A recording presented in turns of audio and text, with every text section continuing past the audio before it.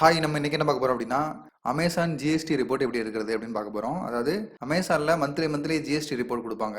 அதை நம்ம எப்படி டவுன்லோட் பண்றது அப்படிங்கறத தான் பார்க்க போறோம். ஸோ நம்ம இப்போ அமேசான் செல்லர் பேனல் இருக்கும். ஸோ இதுல ரிப்போர்ட்னு ஒரு ஆப்ஷன் இருக்கும், அதுக்கு போய்க்கோங்க. போயிட்டு கீழே பாருங்க லாஸ்ட் ஒரு ஆப்ஷன் இருக்கு. ஸோ லாஸ்ட் பாத்தீங்கன்னா டாக்ஸ் டாக்குமெண்ட் லைப்ரரின்னு ஒரு ஆப்ஷன் இருக்கு, அதை கிளிக் பண்ணிக்கோங்க. ஸோ இதுல பாத்தீங்கன்னா மூணாவது ஆப்ஷன் பாருங்க, மெர்ச்சன்ட் டாக்ஸ் ரிப்போர்ட், அதை கிளிக் பண்ணிக்கோங்க. ஸோ இதுல என்ன கொடுத்துருக்காங்க அப்படின்னா B2C report, B2B report. So உங்களுக்கு 2 ரிப்போர்ட் கொடுத்துருக்காங்க, கன்ஃபியூஸ் ஆக வேண்டாம். ஸோ B2C ரிப்போர்ட் அப்படிங்கிறது ஒரு ஜிஎஸ்டி இல்லாத சாதாரண நபர் வாங்கக்கூடிய பொருள்.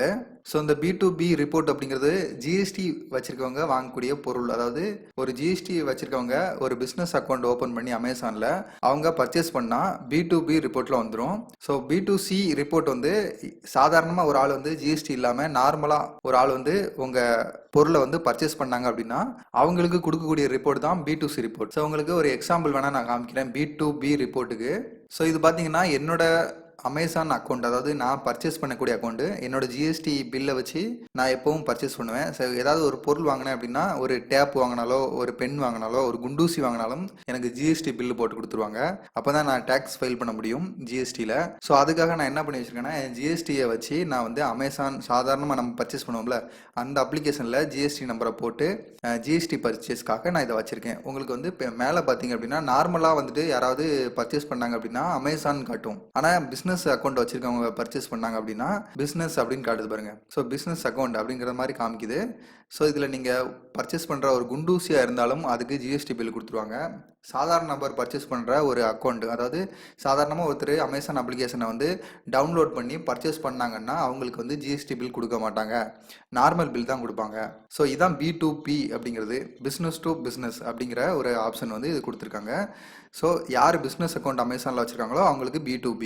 ஸோ இப்போ B2Bனா உங்களுக்கு என்னென்னு புரிஞ்சிருக்கும். ஸோ B2C வந்து ரிப்போர்ட் டவுன்லோட் பண்ணணும்னா இதை கிளிக் பண்ணுங்கள், டவுன்லோட் ஆயிரும். ஸோ கீழே பார்த்தீங்களா ஃபைல் டவுன்லோட் ஆயிடுச்சு. ஸோ B2Bயும் நம்ம டவுன்லோட் பண்ணிக்கலாம்.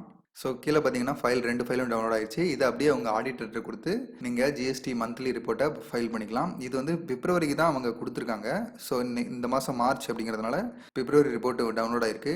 ஸோ உங்களுக்கு ஜனவரி அந்த மாதிரி ரிப்போர்ட் முன்னாடி மாதம் பின்னாடி மாதம் எது எடுக்கிறதா இருந்தாலும் கீழே வந்தீங்க அப்படின்னா download report for previous month அப்படின்னு கொடுத்துருக்கு. இதில் வந்து உங்களுக்கு என்ன வேணும், ஜனவரி வேணுமா ஜனவரியை கிளிக் பண்ணிக்கோங்க.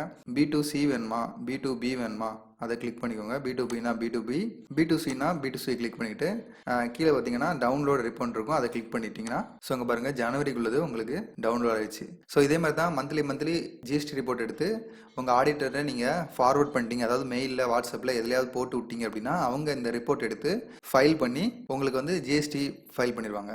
ஸோ இன்னொரு முக்கியமான விஷயம் என்னென்னா, இகாமர்ஸ் தெரிஞ்ச ஆடிட்டரை உங்கள் ஃபைலை கொடுங்க. ஏன்னா இதில் கேம்பெயின் ரன் பண்ணியிருப்பீங்க, ஏகப்பட்ட எக்ஸ்பென்சஸ் இருக்கும், ரிட்டர்ன் வந்திருக்கும். இதெல்லாம் வந்துட்டு நார்மல் ஆடிட்டருக்கு தெரியாது. இகாமர்ஸ் தெரிஞ்ச ஆடிட்டருக்கு மட்டும்தான் இது தெரியும். இந்த ஜிஎஸ்டி ஃபைலை வந்து ஓப்பன் பண்ணி இதில் என்ன இருக்குன்னு தெரிஞ்சுக்கிறதுக்கு சாதாரண ஆடிட்டரால் தெரியாது. இகாமர்ஸ் தெரிஞ்சிருந்தால் மட்டும்தான் இதில் என்ன இருக்குன்னு தெரியும் உங்களுக்கு. ஸோ இகாமர்ஸ் தெரிஞ்ச ஆடிட்டராக பார்த்து நீங்கள் கொடுங்க, அவ்வளோதான். தேங்க்ஸ்.